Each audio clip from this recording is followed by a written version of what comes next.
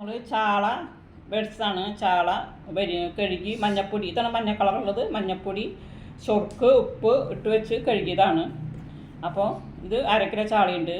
അപ്പോൾ അത് നമുക്ക് വറുക്കാനായി ഇന്ന് കുരുമുളകും പൊടിയും നാരങ്ങ നീരും മഞ്ഞപ്പൊടി ഉപ്പ് മാത്രം ഇട്ടിട്ടാണ് ഞാൻ മസാല പറ്റണത്. അപ്പോൾ എന്നാൽ അതിലേക്ക് ആവശ്യമുള്ള മഞ്ഞപ്പൊടി ഇട്ടു, പിന്നെ ആവശ്യത്തിനുള്ള ഉപ്പിട്ടു, പിന്നെ കുരുമുളകും പൊടി നമുക്ക് കുറച്ച് കൂടുതൽ, ഇത് ഇവിടെ പൊടിച്ച കുരുമുളകും പൊടിയാണ്, നമ്മൾ കുറച്ച് കൂടുതലാണ് ഇടുന്നത്. ഇതിൻ്റെ എരിവല്ല ഉണ്ടാവണം. പിന്നെ നമ്മൾ അതിലേക്ക് ഒരു മുറി നാരങ്ങയുടെ നീര് ഇതുണ്ട, ഇതേപോലെ ഒരു മുറി നാരങ്ങയുടെ നീര് ഒഴിച്ചിട്ട് നമ്മൾ ഇത് നന്നായി മിക്സ് ചെയ്ത് ഒരു 10-15 മിനിറ്റ് കഴിഞ്ഞിട്ട് നമ്മളിത് വറക്കാം. അപ്പോൾ നല്ല ടേസ്റ്റ് കേട്ടോ.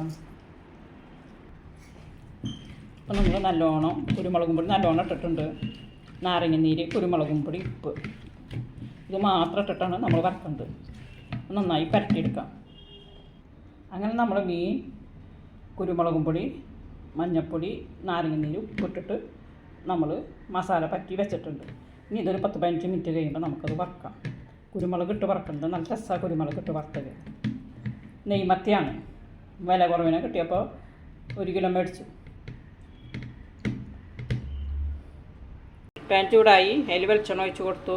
ഇനി നമുക്കതിലേക്ക് കുരുമുളക്, നാരങ്ങനീര്, മഞ്ഞൾപ്പൊടി, ഉപ്പൊക്കെ ഇട്ട് വെച്ച മീൻ അതിലേക്ക് ഇട്ട് കൊടുക്കാം. നെയ്മത്തിൻ്റെ പോലെ വറുത്തെടുത്താൽ കുരുമുളക് ഇട്ട് വറുത്താൽ കഴിഞ്ഞാൽ നല്ല രുചിയാണ്.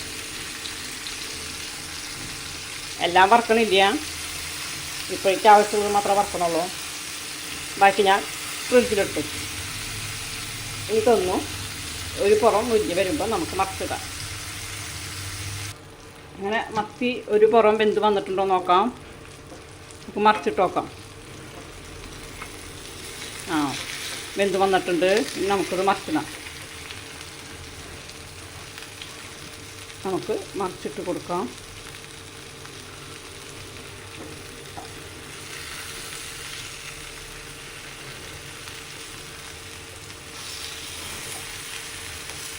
ഇനി അങ്ങോട്ടും ഇങ്ങോട്ടും മറിച്ചിട്ട് നമുക്ക് വേവിക്കാം.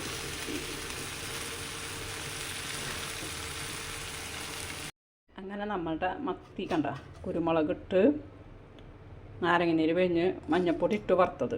അപ്പോൾ നമുക്കതൊന്ന് കഴിച്ച് നോക്കാം. കണ്ട നല്ല മത്തിയാണ്. നല്ല ടേസ്റ്റ് ഉണ്ട്.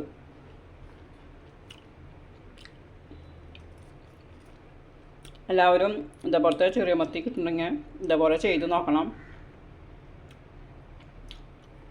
ഈ വീഡിയോ ഇഷ്ടപ്പെട്ടാൽ ലൈക്ക് ചെയ്യണേ, ഷെയർ ചെയ്യണേ, സബ്സ്ക്രൈബ് ചെയ്യണേ.